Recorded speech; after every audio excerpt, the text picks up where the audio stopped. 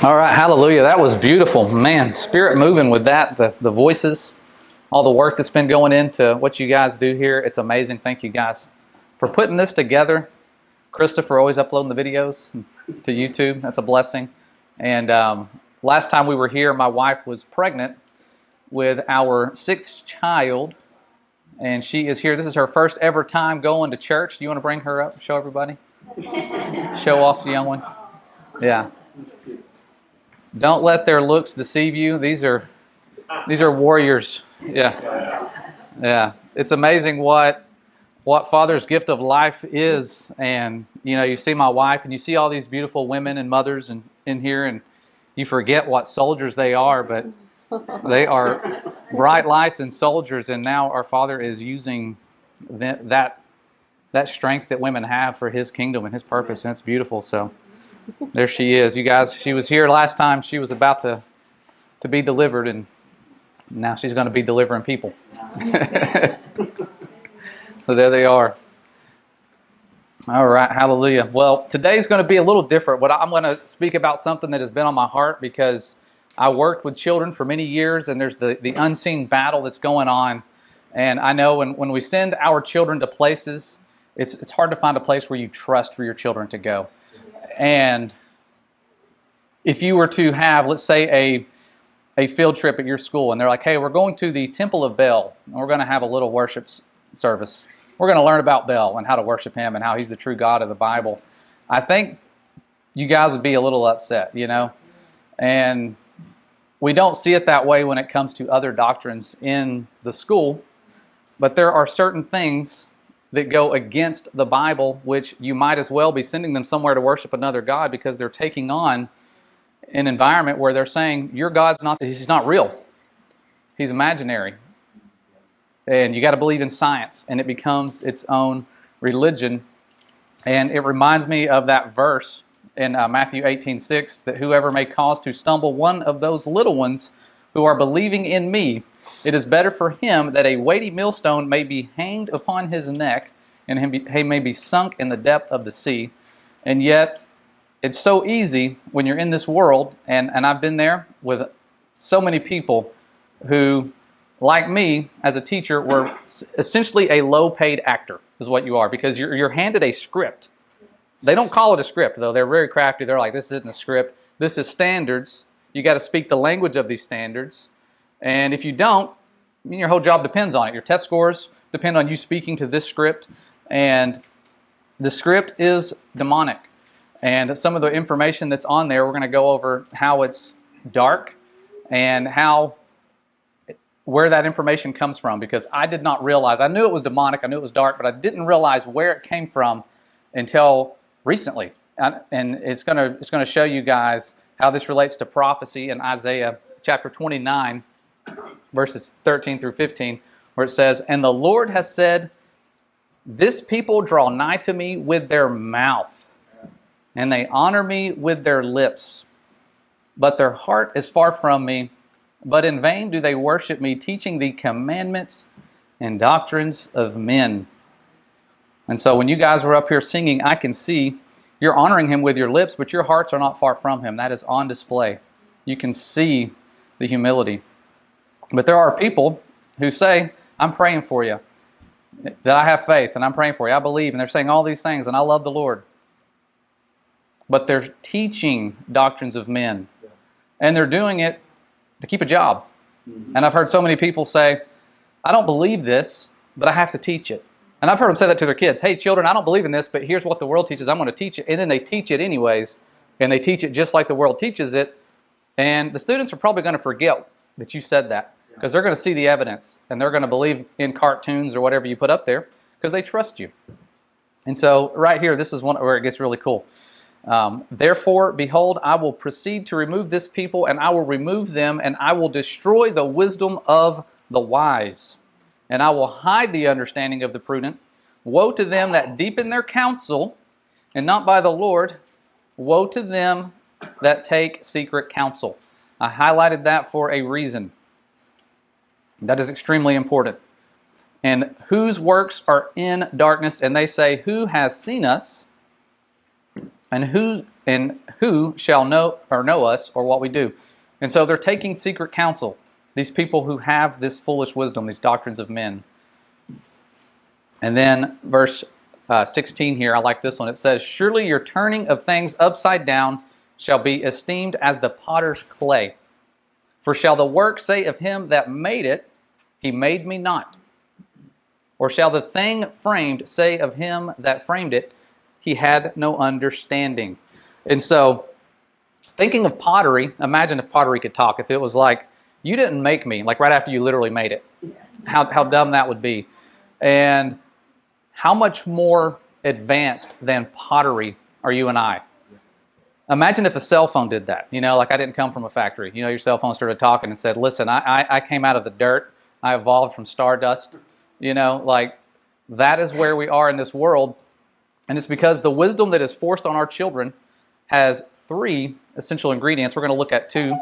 The first part that's forced into their minds is there's no creator. The God of the Bible, the one that we know is real, he didn't create anything. In fact, nothing did. That pottery that you're seeing, yeah, it's a result of this explosion where 13.8 billion years ago, nothing exploded. And then 4.5 billion years ago, a piece of the sun broke off and turned into a rock covered with water. If you ever look at the sun, could you imagine a ball of water coming from the sun? Just look at it and go, a ball of water came from that. No, I'm standing on it. Oh, okay, that's crazy. Yeah, and then it's pressurized. It has a pressurized atmosphere. It's moving 500,000 miles per hour. That's what they tell our children. The third thing, you need one lie to build up on the others. They had to create the old earth, right? And once they had the old earth lie that tries to destroy Genesis, because Genesis is literal, you can prove it. They say that life randomly spawned into existence. Trees learned how to walk on land. Fish somehow learned how to swim on land, and then they became multi-thousand-pound creatures. And then they went extinct, and then they devolved into birds. And somehow we got here. Ignore all the missing evidence. And so when I'm thinking about all that, somebody shared this meme, and I think I might have shared it with you guys before, but a lot of science is in Latin. And the word scientific is actually from a French word and a Latin origin. Our English version is more from the Latin origin. And when you break it apart in Latin to English translators, I did this last year just to verify that that's what it says. It says, know that it is fiction. Well, I did it again just to see, you know, maybe I messed up. Let me type it again. I typed it again the other day, and it says, know the entity. And I thought, interesting. Both of those are dark and telling us something. And so, remember Isaiah 29. It said, woe to those who take secret counsel, right? Well, let's look at where that information comes from.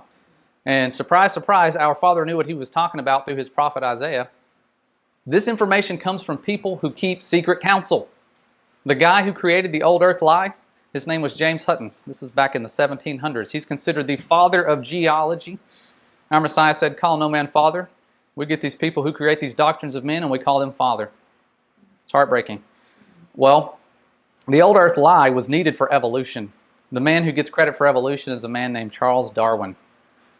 His grandpa, the one who came up with the common ancestor lie, he was also someone who kept secret counsel, and not just in any secret society. Him and the guy who invented the old earth lie were in the same lodge at the same time, and they were also fellows of the Royal Society.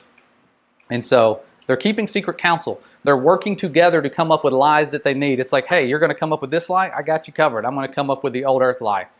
And then you have Charles Darwin, who's also in the Royal Society, a secret society, and his first cousin, Mr. Francis Galton. This guy used all 3 of those lies, old earth, evolution, and everything, and I guess the heliocentric lie. All those things piggybacking off of each other to come up with eugenics.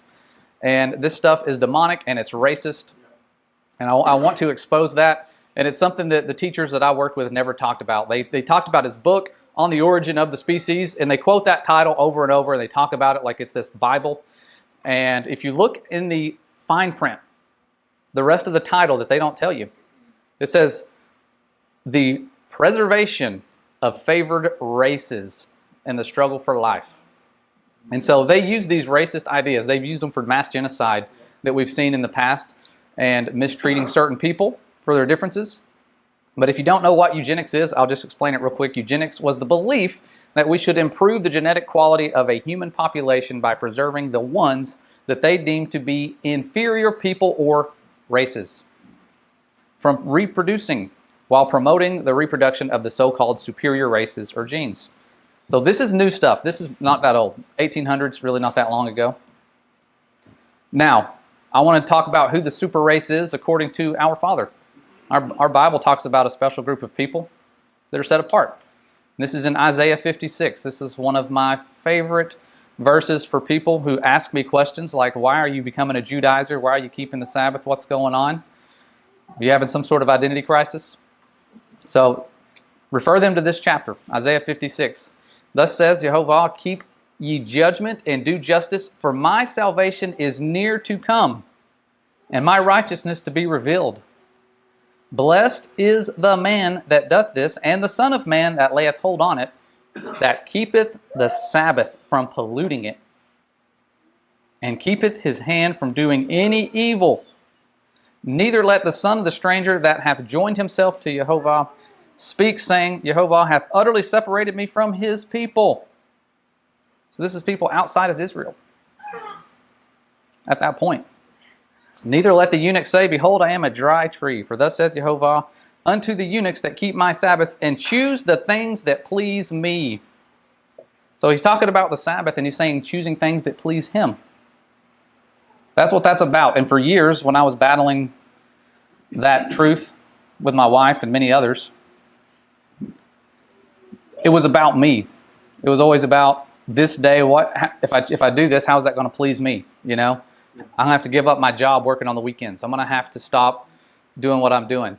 And so it was about me. But this verse here says, keep my Sabbaths and choose the things that please me. So it's not just the Sabbath that pleases him. There's other things. And take hold of my covenant. Even unto them will I give in mine house and within my walls a place and a name better than of sons and of daughters. I will give them an everlasting name that shall never be cut off. And so we see, he's not saying, well, if you're this color, if you're that color. It's about what you do. It's about your heart for him, loving him. We all come from the same people. We didn't come from fish that just somehow learned to swim on land. Amen. Now, that wisdom that comes from those people that keep secret counsel, they have close company. They go to the same places, the same schools, from the same area. You have Aleister Crowley going to the same school as Mr. Francis Galton. Why is that significant? Well, Francis Galton did eugenics, right? Aleister Crowley, if you don't know about him, don't read any of his writings. They're demonic. But in his demonic writings, he talks about eugenics. Wisdom coming from the fallen to their demonic offspring. And I'm going to read just a little bit of this right here. Crowley's believed in an elite group of superior beings who had the right to live without law, being lawless. Remember, depart from me, those of you who practice lawlessness. That's what they're going to hear.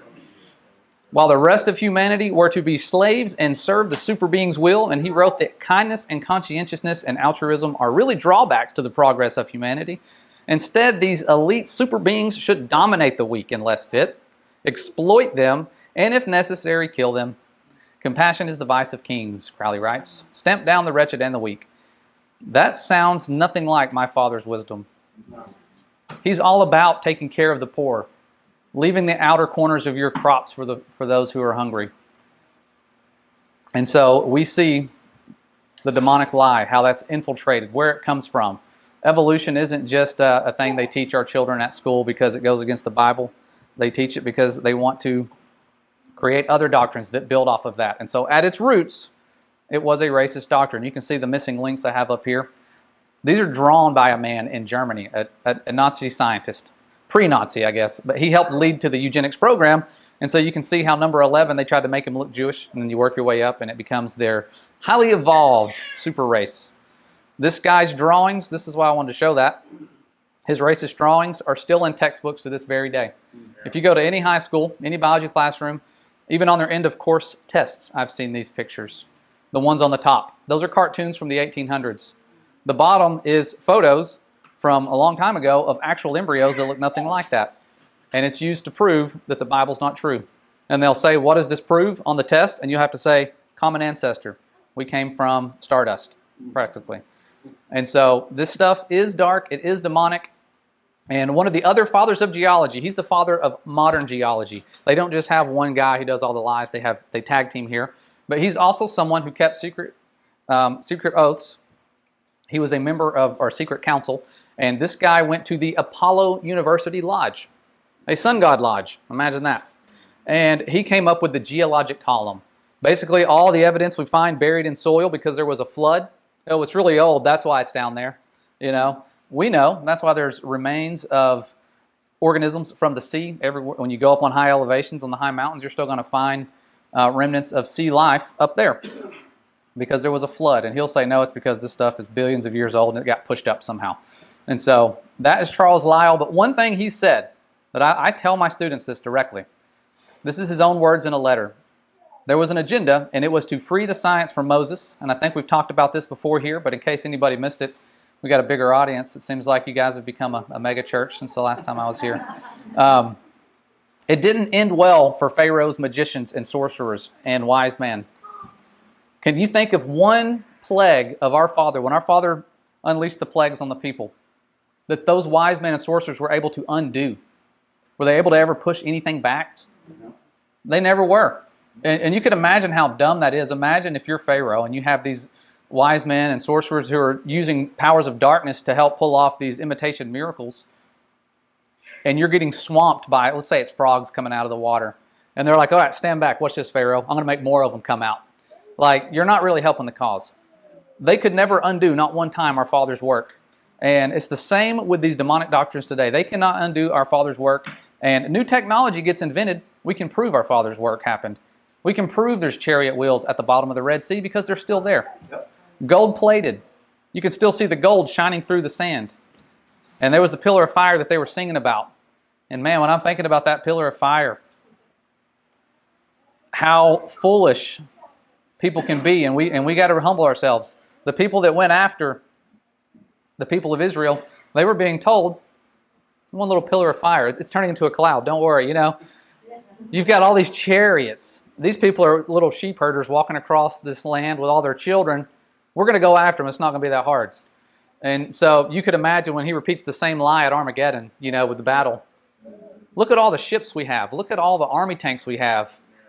That's good. A bunch of resurrected saints. Like, we've got this, guys. This isn't Egypt. This will be different this time. You know, they're going to lie. They only have so many lies, and they usually repeat the same ones. That's right. And so that pillar of fire was there. And poor Mr. Charles Lyell. I'd like to take him on a field trip if he was still alive. Let's go down here and look at the melted sand on the shoreline when you go there.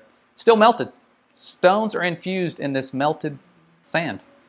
And I'm sure you guys have probably seen this by now. I was never taught about this in school. This was never put on world news. I've traveled the world with my wife. She's fortunately, thanks to her, she's the one who likes to travel, and she got me to travel places. Have we ever seen melted sand on any shoreline? I don't think so. I've never seen melted soil, and these people broke it up to prove that it was indeed melted, where that pillar of fire would have had to have been over 3,000 degrees to do that. So you imagine how warm that was. They went across on dry ground for a reason. If there was any water, any mud puddles, it was dried up in seconds. Yeah. That pillar of fire is real. And there's something else they do with these lies, and this is where it gets really dark. We know that the tree of life was real, and Steve was talking about it. He was reading descriptions of it from Enoch. And that's what I'm going to be putting to the test today, is that the validity of that book. Because it's amazing to have you guys listening to him talk about this stuff. It sounds foolish to everybody else. We're going to see it's not. Right. It's wisdom. Because the tree of life, we know it was guarded after the incident when they were kicked out of the garden. But the tree of life didn't go away. It didn't just get wiped out with the flood. It was preserved. It was elevated. And Revelation tells us in chapter 22, blessed are they that do his commandments, that they may have right to the tree of life and may enter in through the gates into the city. So it's coming back. You're keeping the commandments, you're going to have right to the tree of life. And then 22, further on, I guess I know, earlier on, verse 2. In the midst of the street of it, and on either side of the river, was there the tree of life, which bare 12 manner of fruits. Think about that. 12 months in a year, 12 tribes. You're going to have 12 manners of fruits, and they yield her fruit every month. So you don't have to wait until there's a harvest season. Every month you're getting a different fruit. Or there could be 12 fruits all at the same time. I don't know. But either way, that's still pretty cool. If it's yielding fruit and there's 12 different kinds, I would assume there's a different kind each month. That's just me.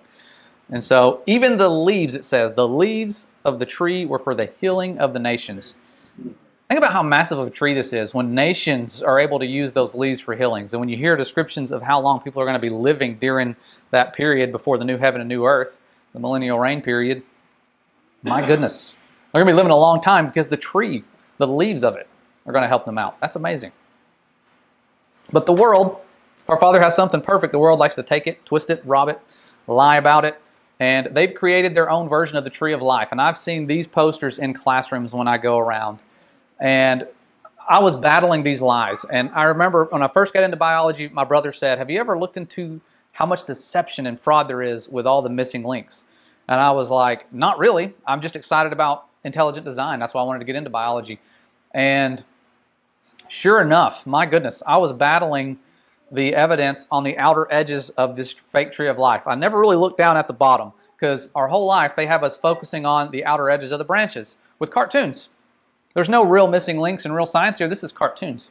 And we believed it because we grew up watching cartoons on Sabbath. We had Sabbath morning cartoons. Remember that? Yeah. Maybe they were just getting us to love cartoons enough to where we trusted them. So when we saw them, we wouldn't think anything different. And so I focused on those branches so much, and I looked up all these missing links and found all this evidence that makes it fall apart. But we don't have to do that. Our tree of life that our Father has roots to it. Their tree of life has no roots because they are telling us things that can be easily disproven with the science that they themselves have already made. And anybody in here farming? Anybody farm? I'm sure a lot of you guys here can farm. If I gave you rocks and water and I said, I need you to make me some topsoil out of this, how hard would that be? Rocks and soil. Make me some topsoil, guys. Come on now. You got a quota. That would be a challenge because soil requires the breakdown of living matter. Bacteria, symbiotic relationships with the roots. All these things that our Father designed at creation in 6 days. But when trees were learning to walk on land, they don't show you those missing links. You never see those. You see this, but you never see this. There's a reason. Because there's no missing links. They can't fake these as well as they can getting fragments of bones and going, look, that was a caveman. Can't do that with trees.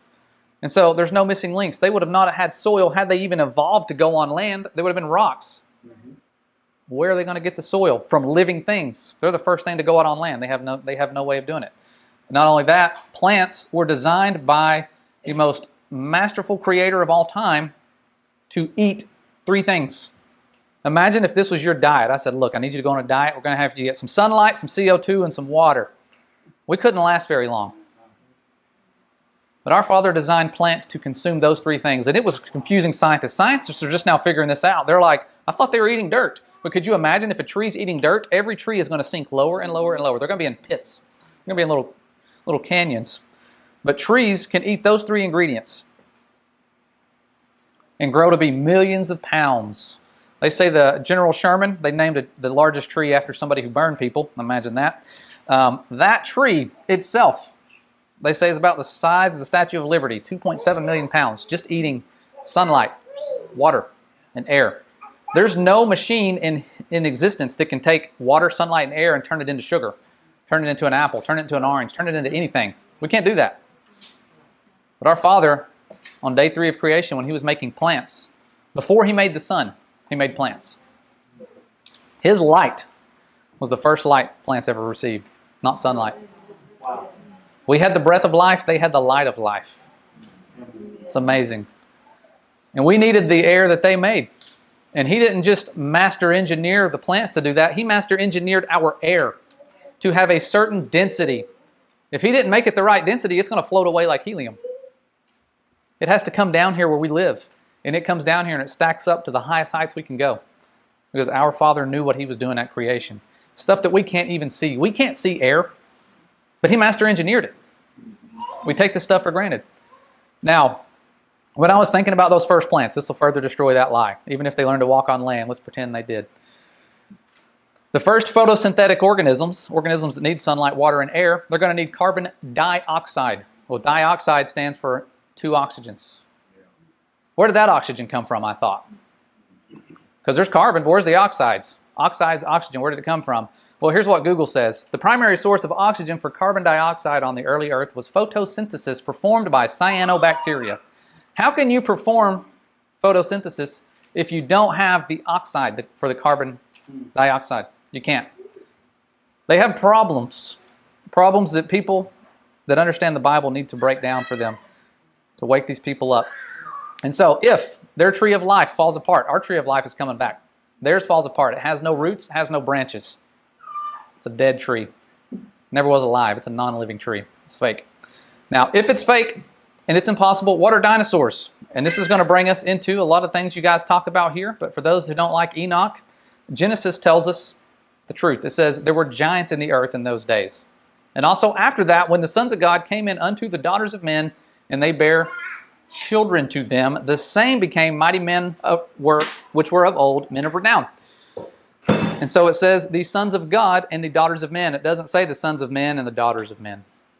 People a lot of times think that it says that. No, it's talking about, there's a difference there. Sons of God, daughters of men. Enoch chapter 7 further expounds on that. Same story, same narrative. Men of renown, the giants in those days. But it says that they taught them charms and enchantments. Here's what they're teaching women.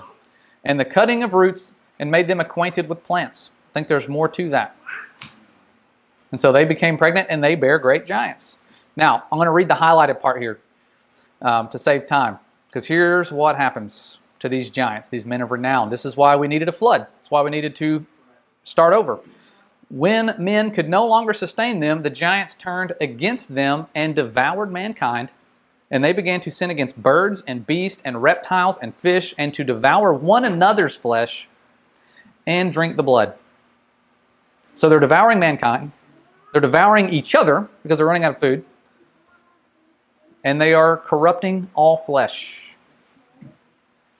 Now, Enoch chapter 10 tells us that there was a punishment for them doing that. You can't do things like that to our Father's beloved creation and get away with it. They're going to be punished. And so their punishment was, and you guys know this, to go into battle against each other. It says here in chapter 10, send them one against the other, that they may destroy each other in battle. For length of days shall they not have. And so that is their punishment. That's what happens to them. And then you see the end result of that. After the battle, what happens? What's the after effect? Well, in 15 it says, therefore I have not appointed wives, talking to the fallen, for you, for as for the spiritual ones of the heaven, in heaven is their dwelling, and now the giants who are produced from the spirits and the flesh shall be called evil spirits upon the earth, and on the earth shall be their dwelling. And so you guys are aware of this battle that's going on. Their punishment was to battle to the death. But they learned all the secret things from their father. Before they became unclean spirits, they had this so-called secret knowledge that everybody was wanting to learn. It was trending back then. And now, what kind of stuff is trending? Oh, the secret council, these people that have the secret knowledge and wisdom. And these secret things that they taught. Eugenics, like we saw Mr. Darwin's first cousin, Francis Galton, came up with, that is in the list of things that they taught mankind. Abortion, the smiting of infants in the womb. Number 3 says godlessness. Reminds me of atheism. Whenever you talk to these people who are so-called godless, they call themselves atheists. It all dates back to the fallen, what they taught their demonic offspring. And the book of Jubilees gives us more information about this. After the flood, we don't hear a whole lot about these unclean spirits. We hear a little bit about them, but until our Messiah is walking around. And what are these unclean spirits doing? They knew who he was. They knew they had a day coming, a punishment coming. And I'm as a young child going, well, where did they come from? How do they know? How did they know who he was? What's their story? Who made them? Well, we now have answers to that. And so Jubilees tells us that the sons of Noah, when they're going out and repopulating the earth and trying to stake claim to all their land, it says in chapter 10, the sons of Noah came to Noah, their father, and they told him concerning the demons which were leading astray and blinding and slaying his sons, so his grandchildren. Then, after that, it says, the Lord God bade us to bind all. So they were going to take all these unclean spirits, put them away. That'd have been nice. But the chief of the spirits, the one they call Mastema, came and said, Lord Creator. So even him, the chief of them, he says Creator. He knows there's a Creator. Let some of them remain before me, and let them hearken to my voice, and do all that I shall say unto them. For if some of them are not left to me, I shall not be able to execute the power of my will on the sons of men. For these are for corruption and leading astray before my judgment. For great is the wickedness of the sons of men. And so he wanted them to have a chance to prove, are you going to follow his will or our Father's will? And he said, let the 10th part of them remain before him, and let 9 parts descend into the place of condemnation. So we're dealing with a lot of unclean spirits, but we're only dealing with 10%, according to Jubilees. I think that is interesting. Now, just to show you a little bit of their handiwork, what they're doing in the world, I think, and this is not, if anyone's into politics, I'm not calling anybody out on this, but Enoch, I think they know, the ones who created our system, they know these things. Because Enoch, he had a vision about how all this stuff unfolded, right? And when he's seeing this in chapter 86, he's seeing in a vision, he says, I saw with my eyes while I was sleeping, and I saw the heavens, or I guess a dream, the heavens above, the firmament, and behold, one star fell from heaven. And so that was talking about the chief of the fallen right there. From then, this is where you get the fallen taking the wives, and in his vision, these wives do some things that I'm not going to read here, or these fallen do some things that I'm not going to read here. But the women, of course, became pregnant and had giants. And so he's seeing this. Now, it was 3 races of giants, according to Enoch, right? 3 races of giants. What did in his dream, what were they symbolized by, these giants? Well, elephants came forth, camels, and donkeys. Elephants, camels, donkeys. Does that sound familiar?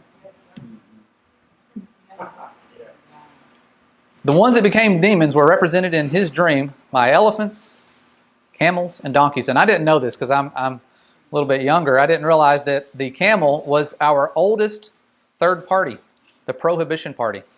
And so it's interesting, too, that they made their elephant. Look at the elephant. The elephant looks like the firmament, the pillars, and then you got inverted stars. And then, the Democrat version, it's like the stars have fallen and they're actually kind of like bound down there, It's like, ooh, three races of giants, and then they got their 3 stars, 3 on that one, 3 on that one. And so this stuff is known. I mean, it's straight out of the book of Enoch, and you guys are reading. I think that's so cool that Pastor Steve is into this stuff and pursuing this because it shows us what we're up against. And our Messiah in Mark chapter 3 says, if a kingdom be divided against itself, that kingdom cannot stand. And if a house be divided against itself, that house cannot stand. What kind of house system do you think our government created? A divided house. It says the rules of the house generally address a 2-party system with a majority party in government and a minority party in opposition. They're in opposition, they're divided. So our house is already divided. We're starting out with something that our Messiah told us couldn't work. And so pray for your leaders. Praying for them is not wrong. When they're doing good and things are going great, that's better for us. But I think it's fascinating that we see stuff that goes against the Bible in a system that's set up allegedly by people who were biblical. Now, this is where it's going to get really interesting. If Enoch's account is true, there's going to be evidence of that, right? I can't just tell you, hey, there were giants in those days, they killed each other. Believe it. I mean, I could. But I decided to look into that. Because when we see Greek mythology and all this stuff, it's always about the clash of the titans. I think that's about the Nephilim mentioned in Enoch. And I thought, I've never looked up, are there cut marks on the bones? But when you're putting our Father's Word to the test, look up the things that are in His Word. Look it up. You're going to find there's truth to it.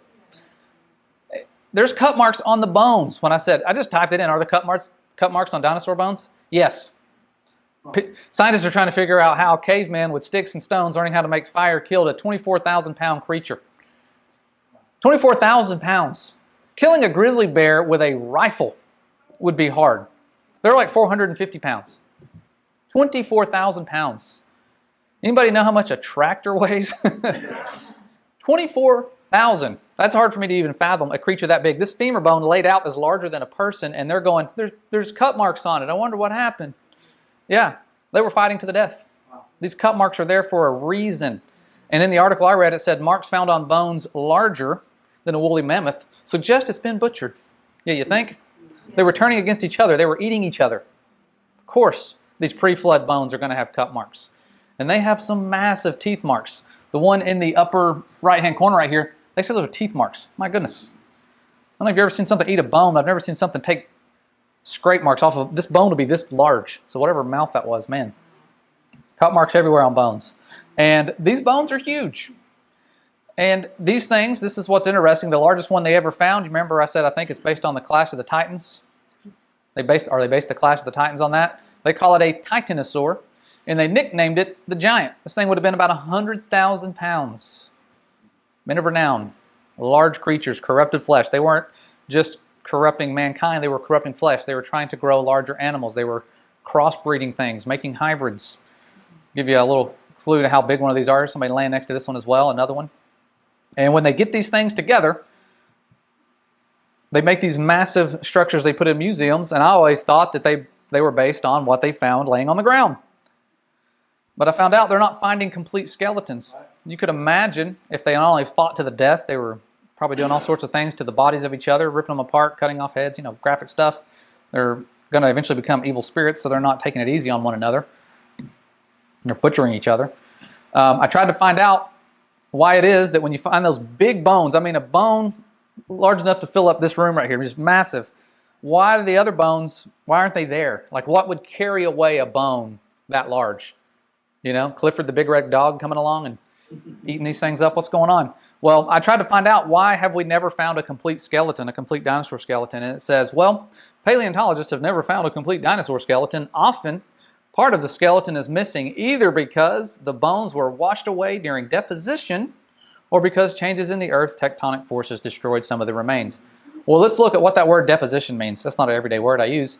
It's the laying down of sediment carried by wind or flowing water. What kind of flowing water is going to move a bone that large? Scatter them across the earth. Probably the 7 floodgates of the heavens when they're open. Our Father divided creation into 7 parts. 6 parts were land according to 2 Esdras, a book that Christopher Columbus used to get funding. He used it because he said, hey, all of our bogus globe maps here only have 5 continents, but this book says there's 6 parts of land. He was right. He put his trust in those words. And the royalty believed this word was true. This was actually in the 1611 King James Version Bible. And so it was in the scriptures at that time. And so that amount of water would wash away anything, including these bones. And that's why they're buried deep in mud. We find them in mud. Large bones separated, cut marks on them. And so the dinosaur bones that we see, anytime you think of a science museum, what comes to mind? Space and dinosaurs. That's the first thing. Because I remember as a kid, it was like, I can't wait to go there and see the dinosaurs and the space stuff. That was what we were indoctrinated to believe. But you could imagine these things being, if Enoch's story is true, they wouldn't have these complete skeletons, if Genesis is true as well. So they make plaster molds of these things. So they tell you right here, this is according to Google again, don't take my word for it. No, the dinosaur bones in museums are not real bones, but rather fossilized remains of dinosaurs that have been replaced by minerals over millions of years. Yeah, right. Over thousands of years replaced. That's what happens when you have a lot of nutrients and things, minerals moving with water. Now, also, if Enoch's account is true, and this isn't to condemn anybody who plays with dinosaurs. I know we have people give us gifts, and it's usually dinosaurs and stuff. But if it's true, imagine if you were an unclean spirit and your bones were being used for a deception. You would want it to back up the old earth lie, and you would want it to be in children's minds all the time. Everywhere you go. Dinosaurs, Jurassic. I grew up with Jurassic Park. They brought the TV on the cart into my classroom and we watched Jurassic Park. That's how excited our teachers were about the dinosaurs. I was too. I was excited. I love that movie. And I was like, wow, this is so scary. Why do I feel like this is real? Yeah, because there were corrupted flesh creatures back then. They corrupted reptiles. They corrupted birds. They corrupted everything. These things were devouring one another. And now we have our children on the backs of dinosaurs. Yay! I'm riding on a corrupted flesh creature. The Nephilim. Woo! And they're having fun. And I took this the other day. Went to the Dollar Tree, and it's like, just can't get enough of dinosaurs. It's on the clothes and everything. But it's like, we'll get you a box of dinosaurs, and we got a bag of dinosaurs. Just take them in large quantities, whatever you need. Whatever's easier. We'll already package it for you. We'll make it easy. Can't grab them out of the box. Don't worry, we got a bag for you. So it just shows you that they want their false version of the truth put out there. And where do you think their false version of the dinosaurs came from? Remember those royal societies in London, which London was actually a province of Rome at one time before it was the United Kingdom. Yeah. And that's where dinosaurs came from. That's where the lie of it. And it was only in the same exact time period, as soon as they created old Earth, evolution, all that stuff, eugenics, they're like, oh, we got to do something quick, dinosaurs, you know. And they came up with it all in the same time period at the same place, fellows of the Royal Society and knights as well. The guy who came up with the term dinosaur, which means terrible lizard, he was a order of the bath, whatever that means. Looks like he might need one himself. But here's their homework. Here's their great contribution to science. This looks like a really bad art project. But that is where dinosaurs came from, right there. But if you flash back, go to the 1600s. Here's, they say, the oldest description of a giant bone in historical writings. This giant bone was massive. And the guy that found it, he's also a fellow of the Royal Society, but he said this is a giant human femur. A giant human femur. And that's what they believed for hundreds of years. And then finally the Royal Society again came along and said, no. He was wrong. Poor little peasant guy. He's wrong. We're going to come up with our own narrative. And so they've shifted the narrative, but thanks be to our Father who brings us people who are out there proving all things. You have people like Mary Schweitzer who said, I'm going to look at this bone and just dissolve some of it because it's actual bone. They don't just come and they're not just mineralized. They're not all like rocks. Some of these have actual bone tissue and soft tissue. And she dissolved this back in 2005, Mary Schweitzer. And look at that. See that red dot in the middle? It's a red blood cell. See that? Can you see that sticking around for millions of years? Not happening. Then somebody I've collaborated with, I never have been able to set up anything with him because he's so busy, Mark Armitage. He found soft, squishy, spongy tissue. He did the same thing. He's finding nerve cells, all these different things, like tissue that you can stretch like a balloon when you dissolve it from the bones. And this isn't stuff that's buried deep down. This is stuff sticking up out of the soil. And so what happened to him? Fame, fortune, and he became a fellow of the Royal Society, or he got fired. He didn't become rich and famous. He got fired. And so proving the Bible is true is going to get you fired. You got to be careful. You find proof that it's true, you're not going to get promoted. You're going to get fired. And that's what he did. And he also found evidence in their bones, blood clots, because there's iron deposits that stuck around for thousands of years that prove that they drowned. That's what happens when you drown. The blood clots in the bones, he says. I think that's fascinating. Forensic science on these bones. He says on every continent they find the blood clotting in the bones. Almost like every continent had the same flood. Interesting.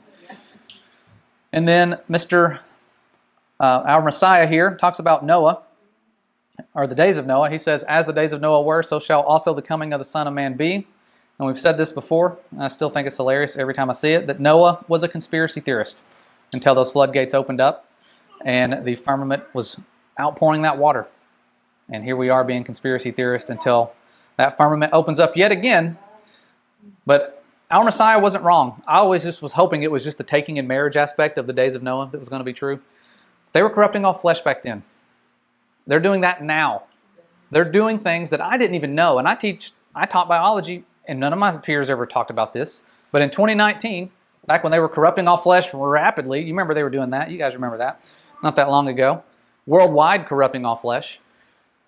Japan modified its rules to allow research of these chimeras, human-animal hybrids. They were already doing it, but they modified their rules to allow these creatures to go on and live out their grow to completion, basically. And so they can then implant these chimeras, which I was always told that was impossible. But now they're like, oh no, it's legal now. Well, why would you make it legal if it's impossible? Why would it be illegal if it's impossible? And so they're doing that. These unclean spirits corrupting all flesh yet again, days of Noah, here we are. And we had a scientist who asked for the Pope's approval.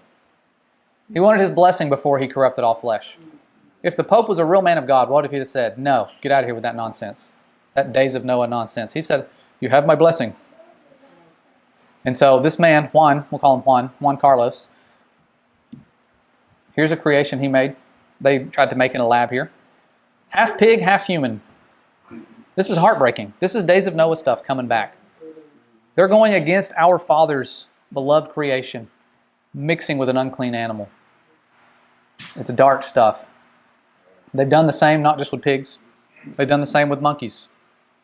Human-monkey chimeras. This was one at 20 days worth of development. They colored the human cells pink. They're doing this stuff as we speak. And if this is the stuff that's out there in the news, imagine what they're really doing. And our Father gave us His righteous laws, and His righteous laws say, you shall keep my statutes, thou shalt not let thy cattle gender with a diverse kind.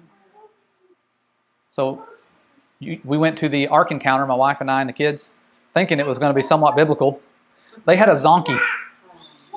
They were like, look, here's a zonkey. Look what we're doing over here. They were kind of pushing the evolution stuff, like, oh, that's probably where zebras came from, donkeys, you know. And so they mix them. And there's problems with mixing. When you start mixing things, you can create things, like you mix a lion and a tiger. You can get a liger. But this thing doesn't have a growth inhibitor. It gets really massive. It just keeps growing until it dies. They get huge. They become giants. If you don't believe me, look up ligers. That'll be a new thing to look up. Ligers are massive. Their heads are like this big. But it's not good for them. They would need to be fed because they can't run fast. They can't catch things now. I think that'd be great being a super predator that big. It's not. Our Father didn't design them to be that way.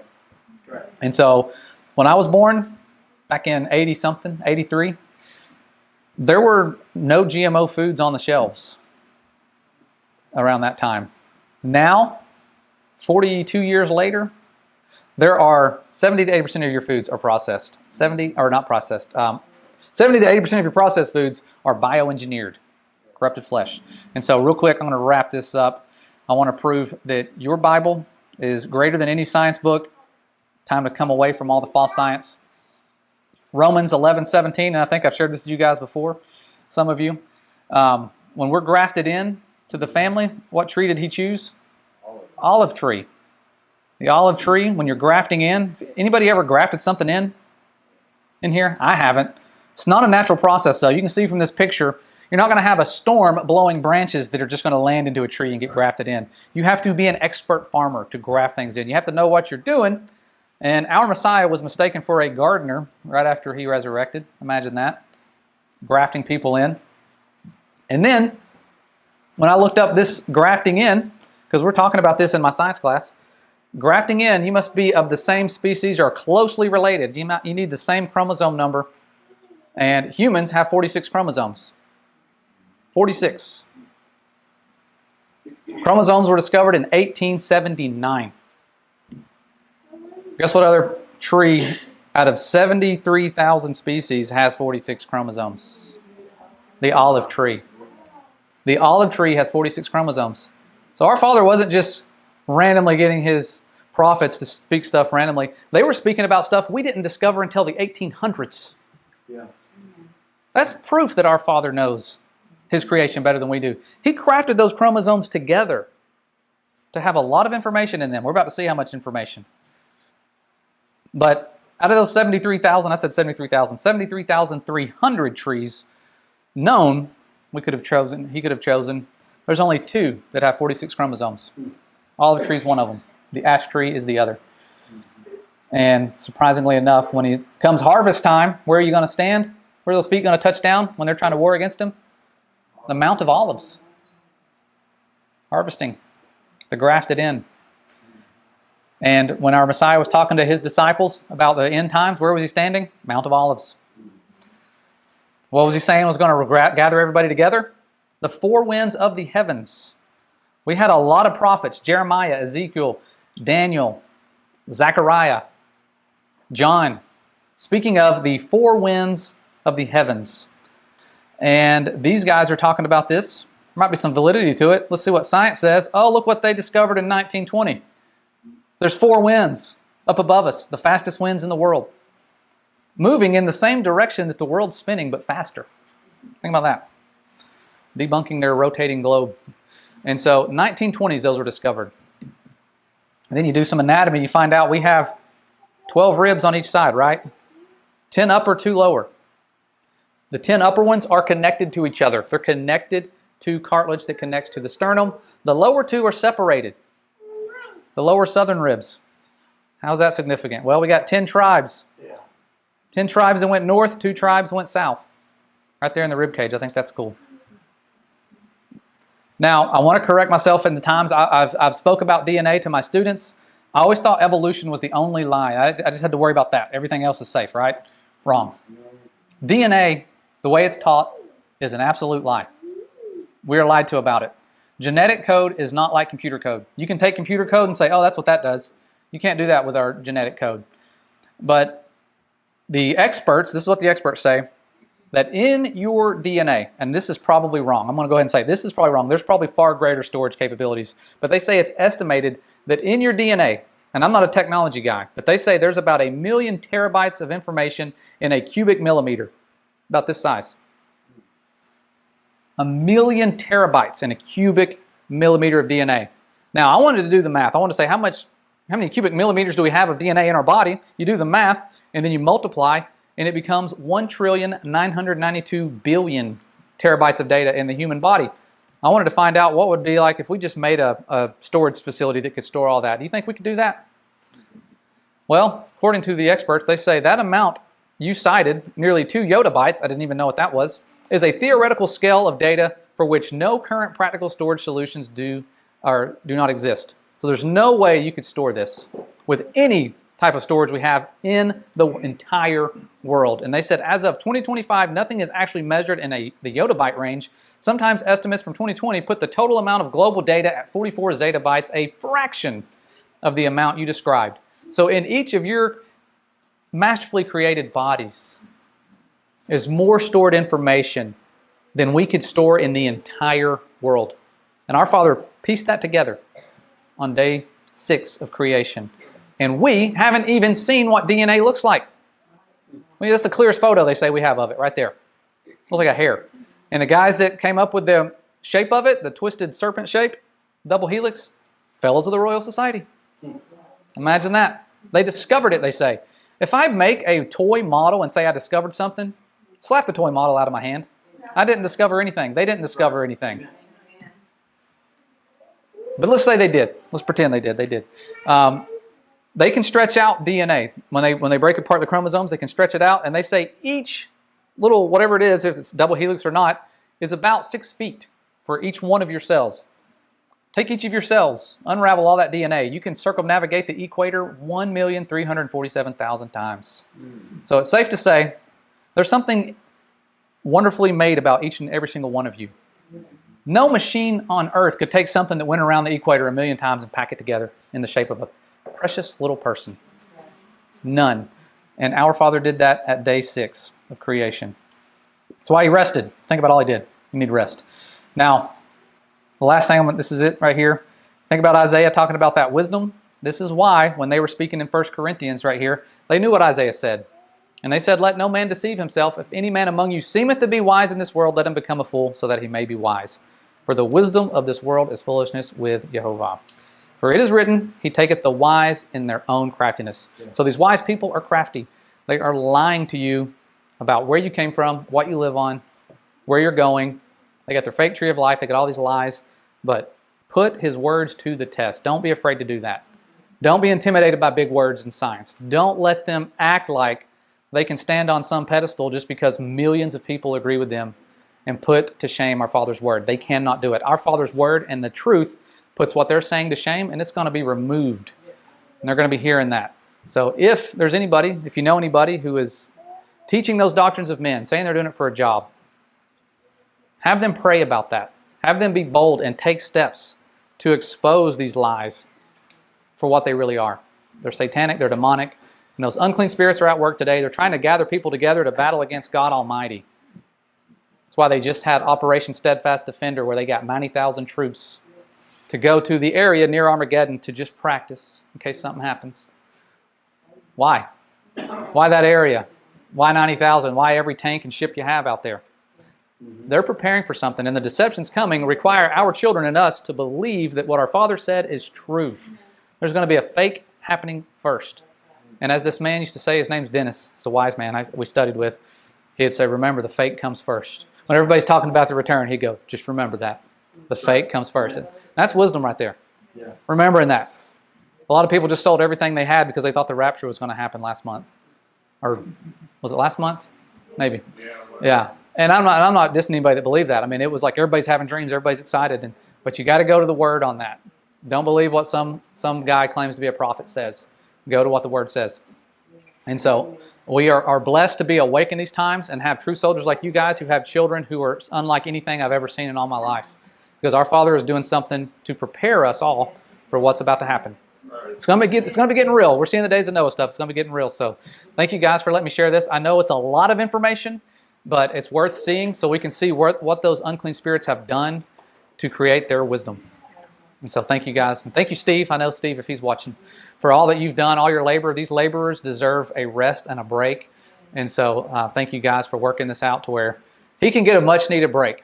I know that is something. The laborers are few, and we need to take care of them as best as we can. Whatever we can do to make sure they don't work, do the best you can so that he can focus on putting together his studies, and that's it. Okay, so thank you guys. Again, you guys are a major blessing. You guys are so humble. I can feel our Father's Spirit in this room with you guys, and that is a blessing. And so thank you very much.